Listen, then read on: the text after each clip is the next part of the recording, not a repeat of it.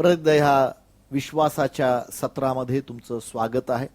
प्रियांनो, Bible fellowship सेंटरतर्फे basic Bible school आपण त्यातून काही वचनं शिकत आहोत आणि मला सांगू द्या की हे जे शिक्षण आहे हे खास तुमच्यासाठी बनवलं गेलेलं आहे.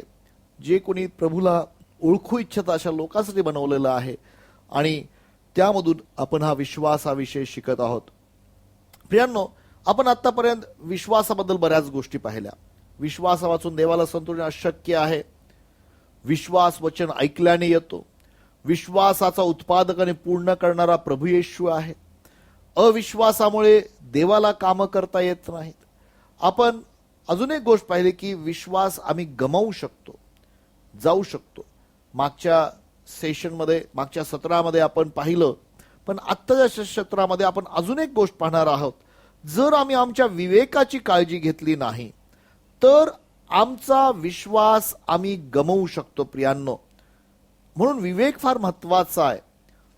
पहिलं तिमोथेला पत्र याचा 1 अध्याय आणि 19 वचन काय सांगतं पहा.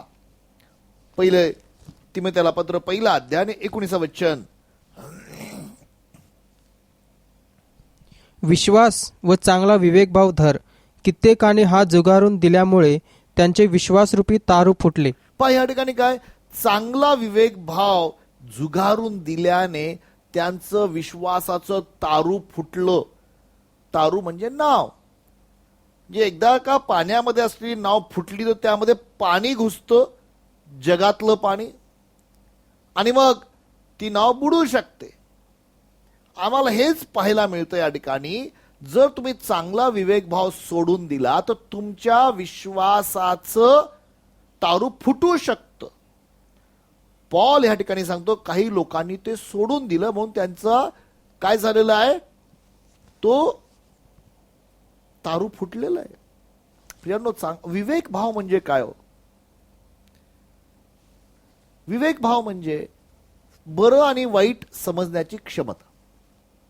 आता चांगला विवेक भाव आम्हाला धरायचा, आम्हाला वाईट विवेक भाव धरायचा नाहीये. ओके, आम्ही चांगला विवेक भाव धरायला पाहिजे, हे गरजेचं. आमचा विवेकाला आम्ही सांभाळायला पाहिजे. जेव्हा देवाने मानवाला निर्माण केलं तेव्हा देवाने मानवाला कुठला विवेक दिला नव्हता. कारण विवेक म्हणजे बरं आणि वाईट समजण्याची क्षमता ती नव्हती. पण ज्या वेळेला आदामानी आणि हवेनी फळ खाल्लं त्यांना बरं आणि वाईट समजायला लागलं. फक्त वाईट समजत नव्हतं, बरं पण समजायला. आता ह्या ठिकाणी पॉल म्हणतो की तुम्ही चांगला विवेक भाव, म्हणजे वाईट विवेक भाव नाही, चांगला विवेक भाव. आमचा विवेक आम्हाला सांभाळण्याची गरज आहे. प्रिया, जर तो विवेकामध्ये काही गोष्टी घुसल्या तर आम्ही आमचा विश्वास गमावू शकतो. तिमोथेच्या पत्रामधूनच काही वचन आपण पाहणार आहोत. पहिलं तिमोथेला पत्र 1 अध्यायाचं 5 वचन, 1 तिमोथी 1:5. ताकीद देण्याचा हेतू हा आहे की शुद्ध अंतःकरणात चांगल्या विवेकभावात व निष्कपट विश्वासात उद्भवणारे प्रीती व्यक्त व्हावी. पहा, आता ताकीद हा शब्द त्याला दुसऱ्या भाषेत आज्ञा देण्याचा असं म्हटलेलं. आज्ञा देण्याचा उद्दिष्ट हे आहे किंवा आज्ञेचा उद्दिष्ट हे आहे. काय उद्दिष्ट आहे? निष्कपट. काय पाहिजे तुम्हाला? शुद्ध अंतःकरणात. पहिली गोष्ट शुद्ध अंतःकरण. अंतःकरण शुद्ध असायला पाहिजे. अंतःकरण कशाने शुद्ध होतं प्रियांनो? देवाचं वचन तर अंतःकरण विश्वासाने शुद्ध होत. ओके, बोट तिथं तसंच ठेवा, तिथं तिमोथेमध्येच ठेवा. आणि आपण प्रेषणची कृत्ये 15 अध्याय 9 वचन काय सांगतं? त्यांची अंतःकरणं त्याने विश्वासाने शुद्ध करून त्यांच्यामध्ये आमच्यामध्ये काहीच फरक ठेवला नाही. हे वचन आहे, हे मान्य करा. हे वाचायची गरज नाहीये, मी सांगितलेलं वचन आहे की त्यांची अंतःकरण विश्वासाने शुद्ध. अंतःकरण महत्वाचं आहे. आणि अंतःकरण शुद्ध असेल तर काय होतं आम्हाला सर्वांना माहिती आहे. मत्ते 5:8, जे अंतःकरण शुद्ध ते धन्य ते देवाला पाहतील. अंतःकरण शुद्ध असेल तर तुम्ही देवाला पाहता. आणि अंतःकरण शुद्ध कसं होतं? विश्वासाने होतं. वाचा ते तिमोथेच्या पत्रामधलं वचन आपण परत वाचूया. 1 अध्यायाचं 5 वचन.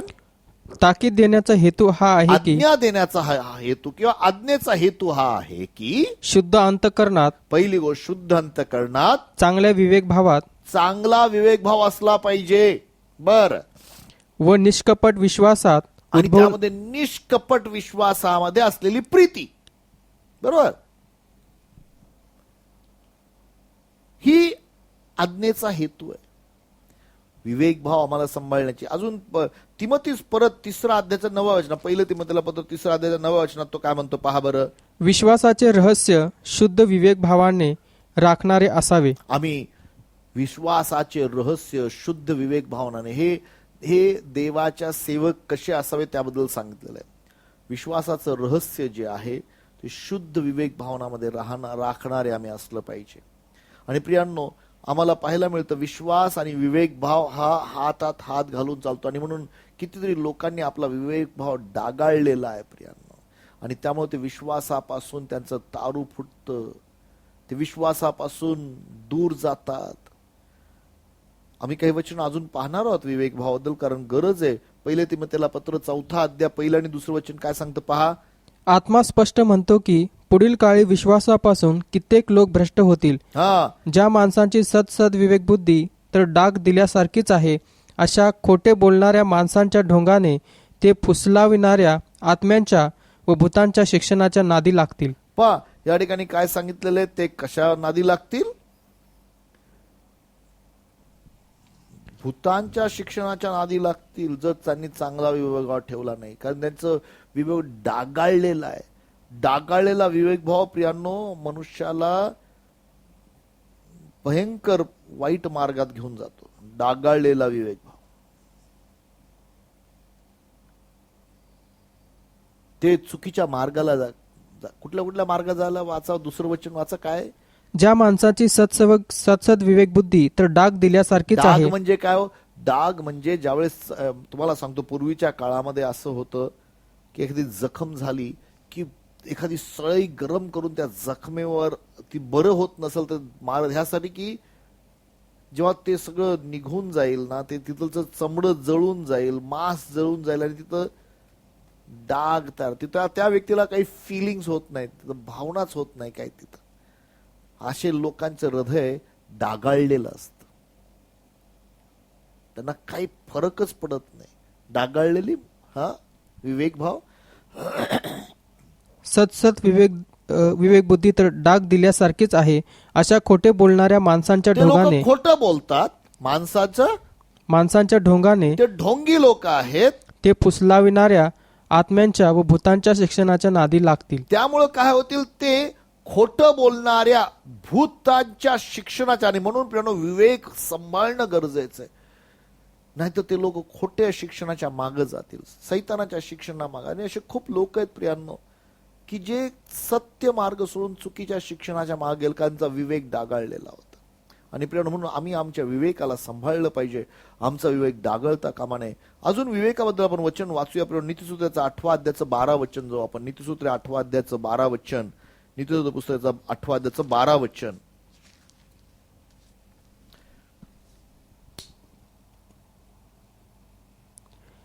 मी जे ज्ञान त्या माझी वस्ती चातुर्याबरोबर आहे, आणि विद्या व विवेक ही मी प्राप्त करून घेतली आहेत. पहा, ज्ञान, देवाविषयीचे ज्ञान किंवा देवाच्या वचनाचं ज्ञान, त्या ठिकाणी विवेकाची वस्ती असते, चातुर्याची वस्ती असते.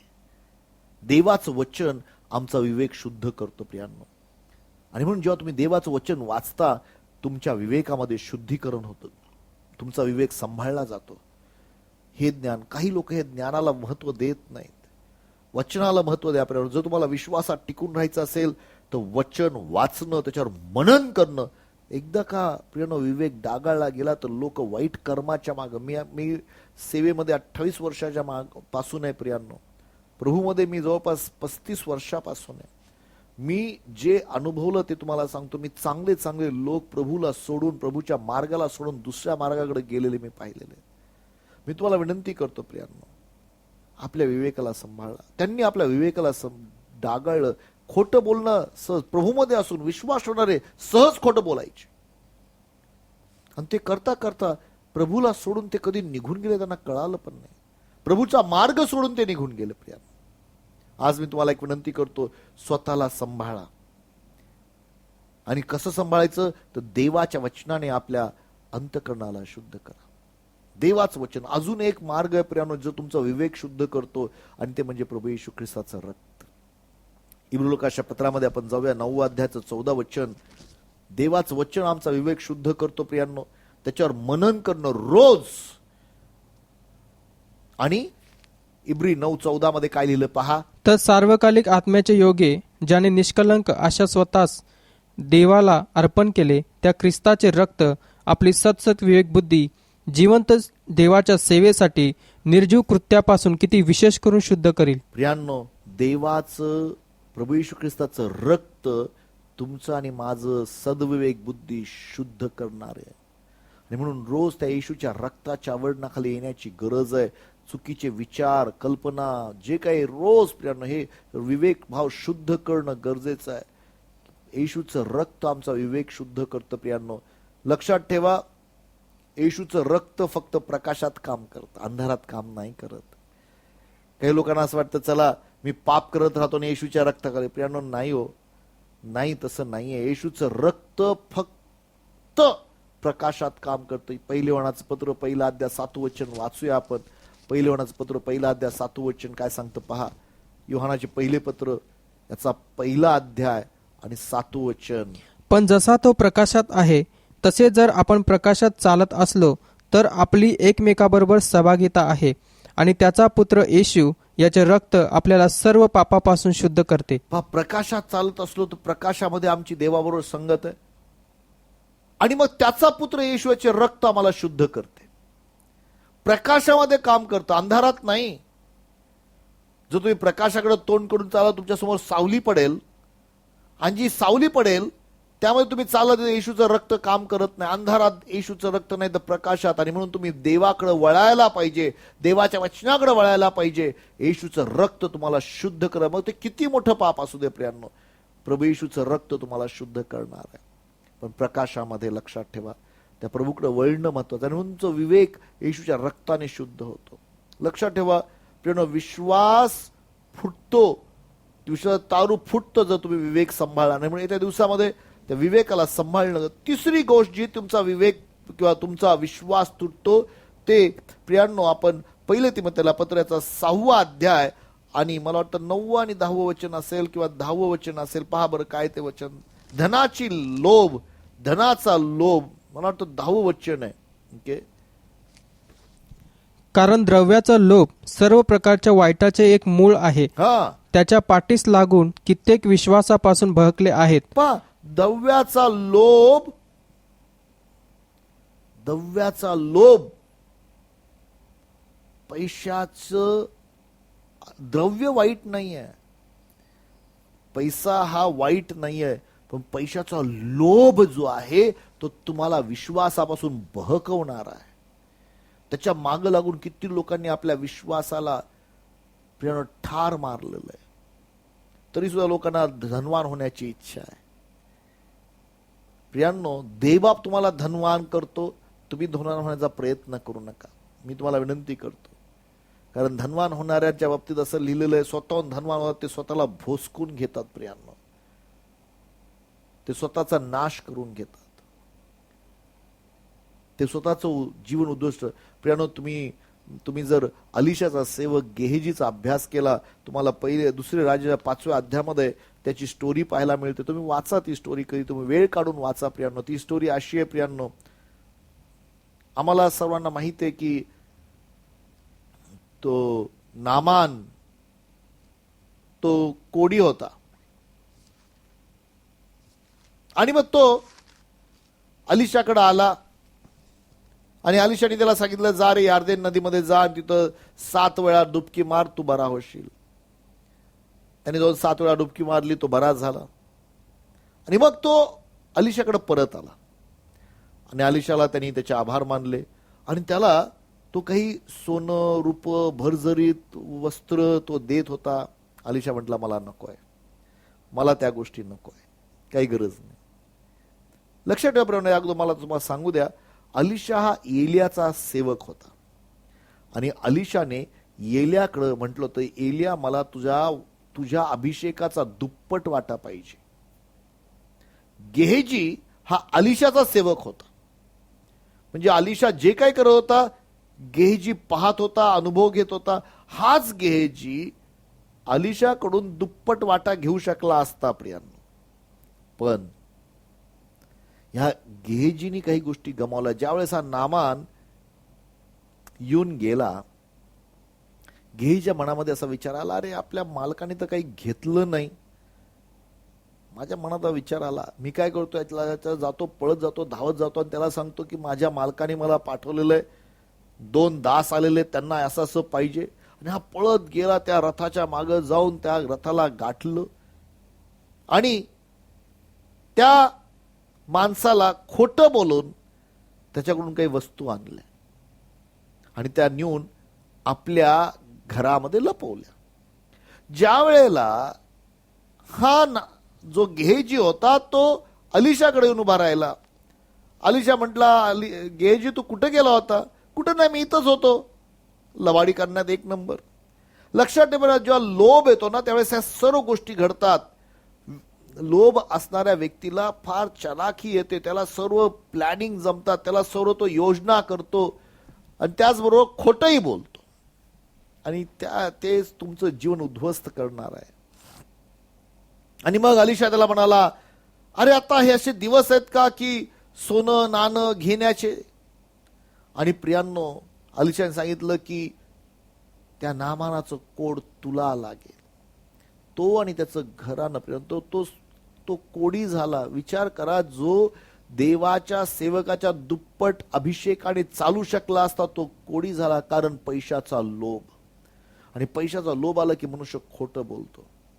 तुम्ही प्रशांत कृत्याच्या 5व्या अध्यायात गेला तर तुम्हाला त्या ठिकाणी देखील एक हनन्या आणि सप्पिरा नावाची व्यक्ती मिळते प्रियांनो. प्रेषित 5 मध्ये तुम्हाला त्या ठिकाणी त्यांनी सुद्धा असंच केलं.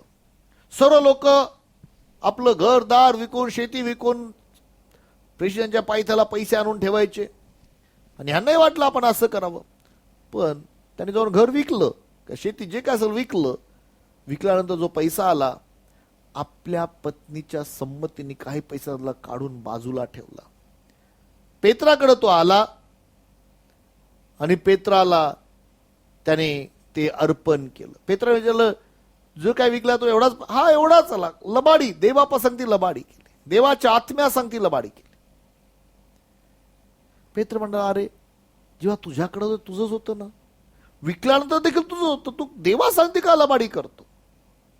परमेश्वरा सांगती का लबाडी? प्रियांनो, हे देवाला आणलेलं अर्पण जे आहे ते लबाडीचं अर्पण होतं, खोटं बोलण्याचं होतं, मनामध्ये लोभ होता, दिखावा. आम्ही काहीतरी प्रियांनो देवाला देताना कुठल्या गोष्टीचा दिखावा करता कामा नये. त्याच्या समोर आम्ही ढोल पिटता कामा नये. आम्ही हे नाही प्रियांनो, देवापासून नाही आहे. लोकांना आम्हाला खुश करावं, आम्ही लोक कधी देणं नाही. आमचं देणं संतोषाने असलं पाहिजे, विश्वासाने असलं पाहिजे, मनात ठरवल्याप्रमाणे असलं पाहिजे. आणि मग बायबलचं वचन सांगतं, हनन्या त्या ठिकाणी ह्या गोष्टी ऐकल्यानंतर त्यांनी प्राण सोडला, तो मेला प्रियांनो. नंतर सप्पिरा आली काही वेळानंतर आणि सप्पिराला त्यांनी विचारलं, तुम्ही एवढाच? हा, मी एवढ्यालाच विकलं. का तुम्ही दोघांनी एकोपा केला? देवाच्या आत्म्या सांगती लबाडी करण्याचं, देवा सांगती लबाडी करण्याचं. आणि प्रियांनो, ही गोष्ट अशीच होती. लोभ मनुष्याला लबाडी करायला लावतो, खोटं बोलायला लावतो आणि त्या ठिकाणी प्रियांनो ती देखील मरण पावली. आज तुम्हाला सांगतो, धनाचा लोभ सर्व वाईटाचं मूळ आहे आणि त्यामुळं किती लोकांनी आपला विश्वास गमावून बसला, त्यांनी आपलं जीवन गमावून बसलं. मी तुम्हाला विनंती करतो, हे चांगलं नाही. चौथी आणि महत्वाची गोष्ट अजून तुम्हाला सांगून मी प्रियांनो शेवट करू इच्छितो, कारण हे महत्वाचं आहे. आम्ही विश्वास कसा गमावतो? वटवट केल्याने. पहिले तिमोथेला पत्र 6 अध्याय 20 आणि 21 वचन वाचूया. हे तिमोथ्या, तुझ्या स्वाधीन केलेली ठेव सांभाळ, पहा, अधर तुझ्याकडं ठेव ठेवलेली ती सांभाळून ठेव. बरं, अधर्माच्या रिकाम्या वटवटीपासून आणि जिला विद्या हे नाव चुकीने दिले गेले आहे तिच्या विरोधी मतापासून दूर राहा.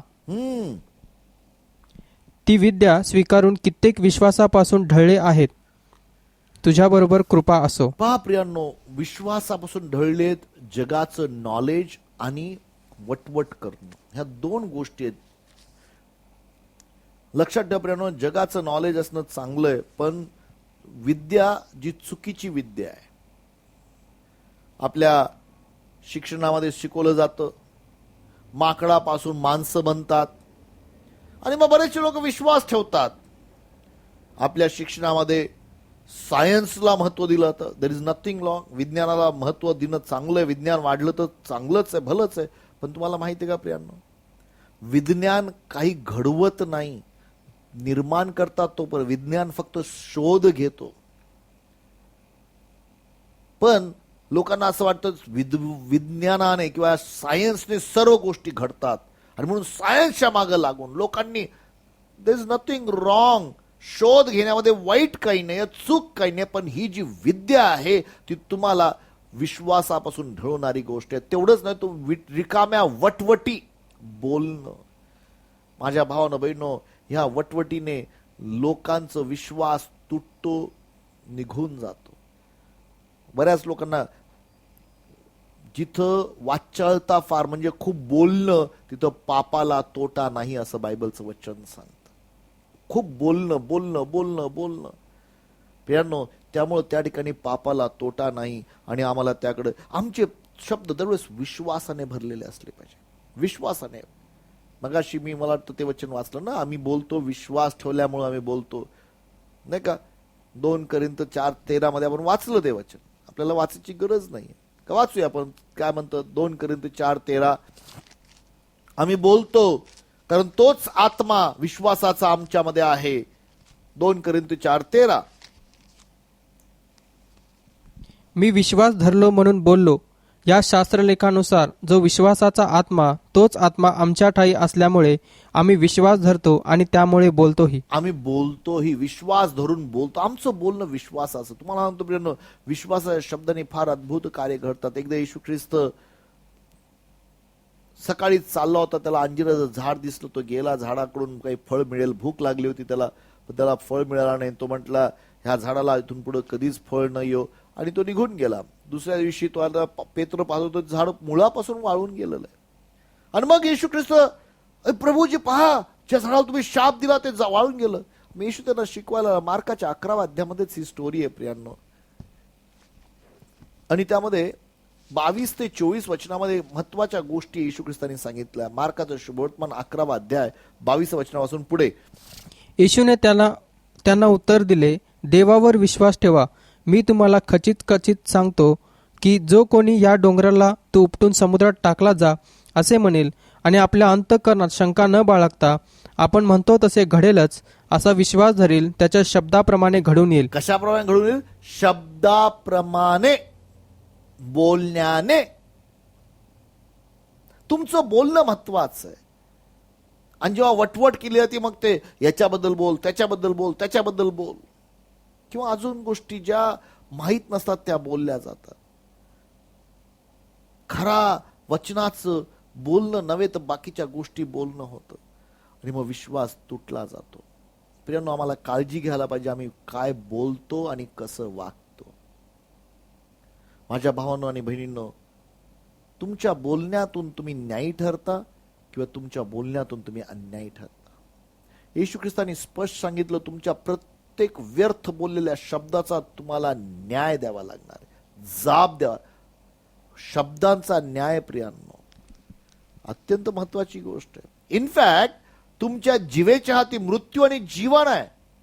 तुम्ही काय बोलता सांभाळा प्रियांनो. मला वाटतं नीतिसूत्र 18 अध्याय, नीतिसूत्र 18 आणि 21 वचनामध्ये आम्हाला ह्या गोष्टी समजावून सांगितलेल्या आहेत.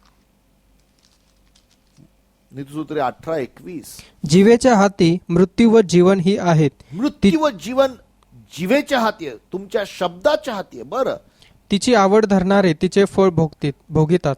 जर तुम्हाला जीवनाची अपेक्षा असेल तुम्ही जीवनाचे शब्द बोलाल, पण जर मरणाची अपेक्षा असेल तर मरणाचे शब्द, नकारात्मक शब्द तुम्ही बोलाल. माझ्या भावानं बहिणींनो, असं होता कामा नये. आम्ही आमच्या जीवेतून दरवेळी आमचे शब्द सांभाळायला पाहिजे. ही जीवा फार महत्वाची आहे.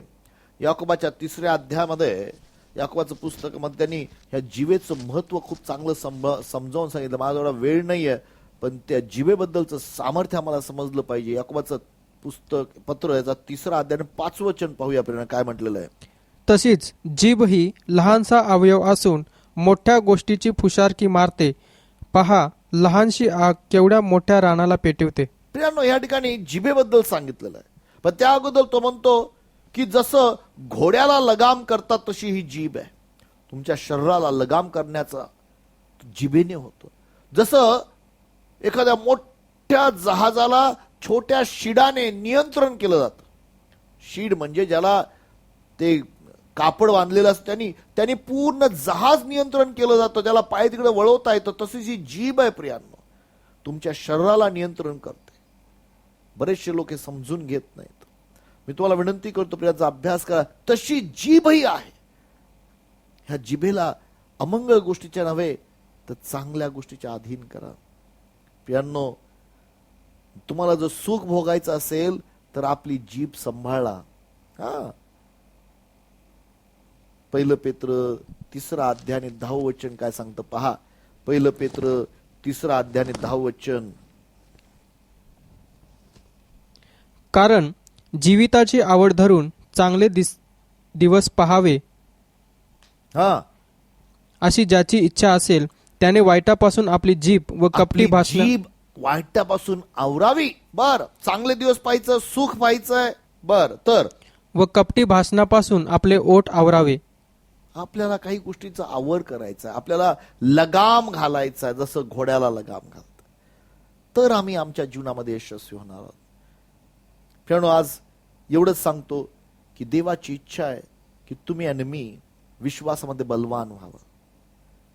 अशा बऱ्याच गोष्टी जे तुमचा विश्वास तोडणार आहे, सांभाळा आपल्या जीवेला. चुकीची विद्या स्वीकारू नका. पण विश्वास वाढवणारी कुठली गोष्ट, जेव्हा तुम्ही आत्म्यात प्रार्थना कर तुमचा विश्वास बांधला जातो. प्रियांनो, यहुदाचं पत्र याचं 20वा वचन, 1च अध्याय आहे तो. प्रगटीकरणाच्या पुस्तकाच्या अगोदर यहुदाचं पत्र आहे आणि 20वा वचन वाचूया. प्रियजन हो, प्रियजन हो, तुम्ही तर आपल्या परमपवित्र विश्वासावर स्वतःची रचना करा. माझ्या भावांनो बहिणींनो, तुमच्या स्वतःची रचना परम पवित्र विश्वासावर करा. पवित्र आत्म्याने प्रार्थना करा. ती कशी करता येईल? ज्यावेळेस तुम्ही आत्म्यात अन्य भाषेत प्रार्थना करता, आत्म्यात तुम्ही विश्वासात स्वतःची बांधणी करता,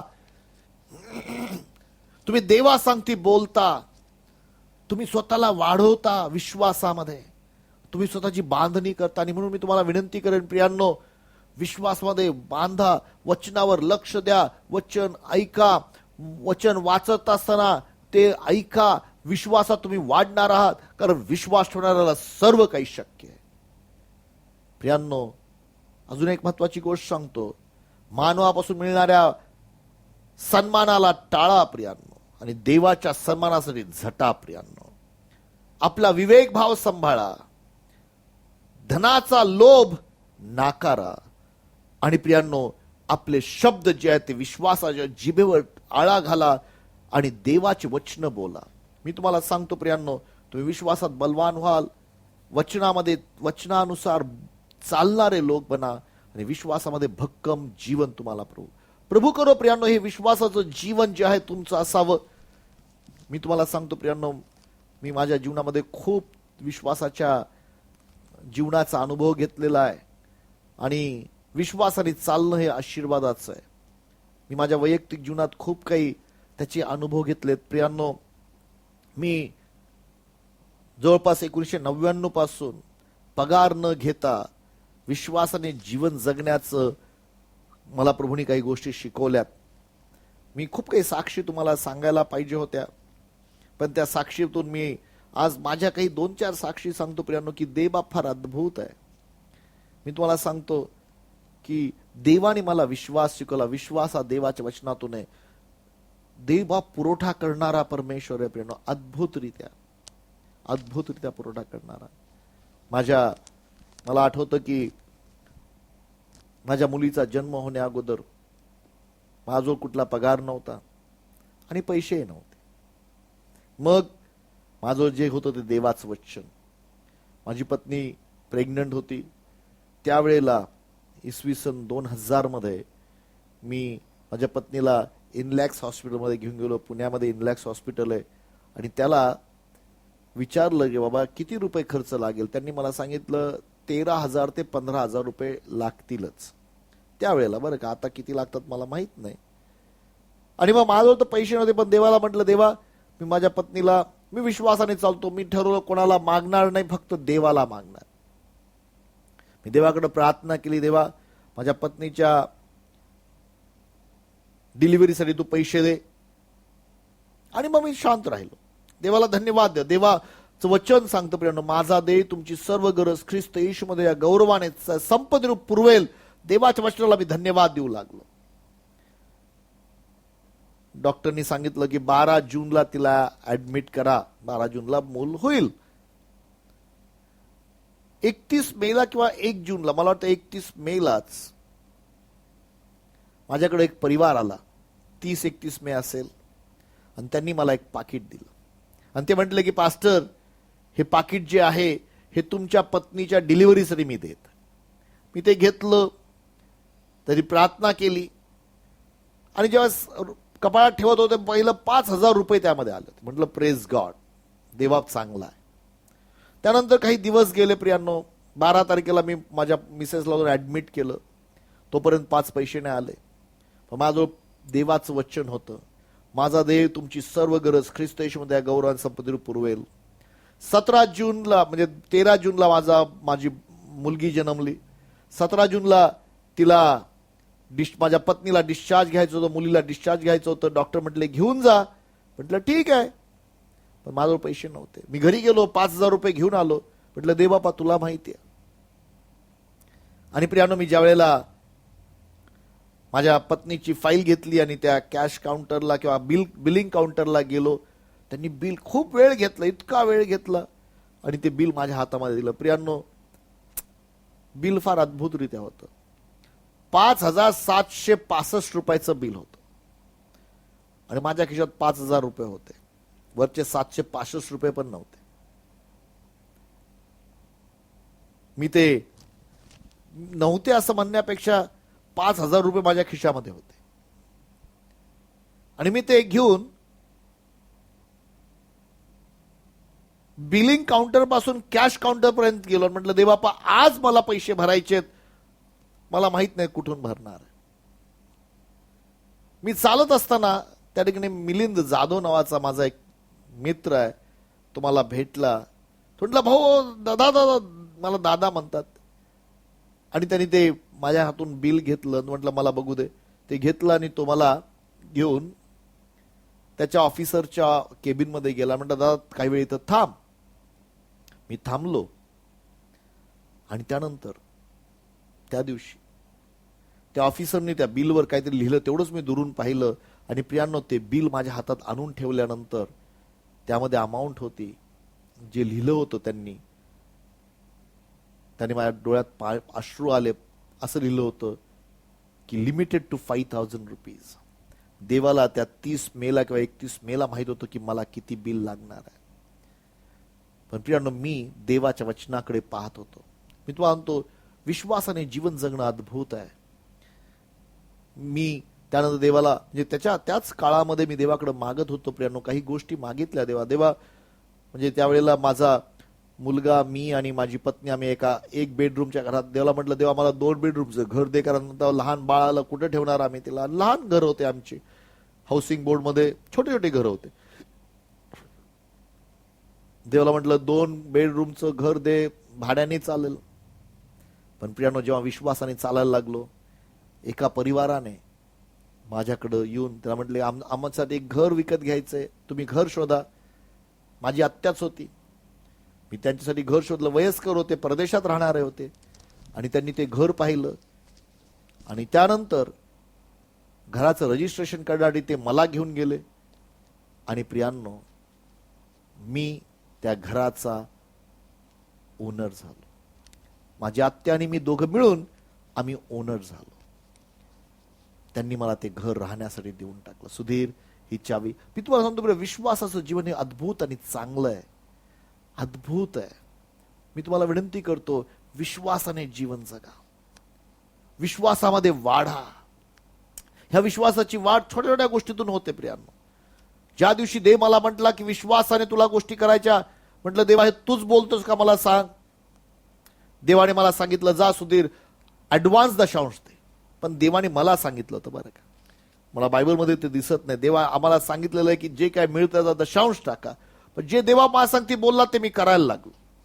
त्या दिवशी शनिवारचा दिवस होता. सकाळच्या दिवशी मी माझ्या पत्नीला सांगितलं की देवा म्हणाला की ऍडव्हान्स दशांश द्यायचा आहे. ती म्हटली दे तुला जे पाहिजे ते. आणि त्या दिवशी आमच्या घरामध्ये 1200 रुपये होते. त्यातले 1000 रुपये काढले आणि म्हटलं मी 1000 रुपये टाकतो, पाकिटात टाकून दशांश टाकणार. आणि त्याच दिवशी संध्याकाळी मला एका माझ्या मित्राने फोन केला. त्याचं नाव वीरेन ओह आणि तो त्यावेळेस मुंबईमध्ये होता. तो म्हटला सुधीर अरे माझा तुला ऍड्रेस नाहीये, तुझा ऍड्रेस मला दे. म्हटलं कशाला पाहिजे रे. तो म्हटला मला तुला काहीतरी पाठवायचं. माझा फोन होता त्याजवळ, आमचा त्यावेळेस घरामधला फोन होता, लँडलाईन फोन. त्याला मी ऍड्रेस दिला. म्हटलं काय पाठवायचं. तो म्हटलं अरे आज देवापानी मला एका बँकेतून जात असताना असं वाटलं की तुझ्या एक ड्राफ्ट तयार केला. म्हटलं पहिले अमाऊंट सांग मला. माझा खूप जवळचा मित्र, आम्ही युथ मध्ये पासून एकत्र होतो. आणि त्याने सांगितलं 10,000 रुपये. प्रियांनो त्याच दिवशी सकाळी मला 1,000 रुपये मी ऍडव्हान्स दशांश काढून ठेवला होता. विश्वास ठेवणाऱ्या व्यक्तीला देवबाप मार्गदर्शन करायला लागतो. देवबापाने विश्वासाने जीवन जगायला मला शिकवलं. खूप अनुभव मी सांगायला लागलो तर रात्र पुरणार नाही, दिवस पुरणार नाही, इतके अनुभव प्रभूने मला विश्वासात चालण्यात, माझ्या पुरवठ्यासाठी आहे, माझ्या आरोग्याच्या जीवनासाठी आहे, माझ्या जीवनातील प्रत्येक भागामध्ये मंडळीची वाढ, प्रत्येक गोष्टीमध्ये प्रभूने विश्वासाने जीवन जगायला प्रभूने शिकवलं. प्रत्येक सेवा कार्य विश्वासाने जगण्यास प्रभूने शिकवलं. आज मी तुम्हाला एक विनंती करतो प्रियांनो, प्रभूमध्ये विश्वासामध्ये चाला, विश्वासात वाढायला शिका आणि प्रभूच्या राज्यामध्ये जीवन जगा. प्रभू तुम्हाला आशीर्वादित करू. God bless you. आपण प्रार्थना करूया. स्वर्गीय पित्या, मी तुला विनंती करतो येशूच्या नावामध्ये माझ्या प्रत्येक भावा बहिणीसाठी, देवाप्पा तुझं वचन आम्हापर्यंत आलेलं, आम्हाला विश्वासात जीवन जगणारं बांधणारं असं जीवन दे पित्या. तुझ्यामध्ये बलवान कर, तुझी ओळख आम्हाला होऊ दे, तुझ्या वचनामध्ये टिकून राहण्यास मला सहाय्य कर. माझ्या प्रत्येक भावा बहिणीला तू सहाय्य कर. येशूच्या नावात मागतो, आमेन. God bless you.